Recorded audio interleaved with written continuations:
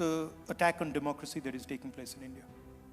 Because India has multiple religions, multiple traditions, multiple languages. Rahul Gandhi का बयान आपने देखा, वे कह रहे हैं कि भारत में लोकतंत्र पर हमला हो रहा है, बड़े स्तर पर हमला हो रहा है। और चूंकि भारत में अलग अलग भाषाएं हैं, ट्रेडिशन हैं, रिलीजन हैं, ये सभी तभी फल फूल सकते हैं जब लोकतंत्र हो, और उस पर हमला हो रहा है। वे कहना चाहते हैं कि भारत में तमाम भाषाओं पर, परंपराओं पर, धर्मों पर हमले हो रहे हैं। मजे की बात यह है कि इसी तरह की बात पिछली बार राहुल गांधी ने कही थी जब ये अमेरिका गए थे।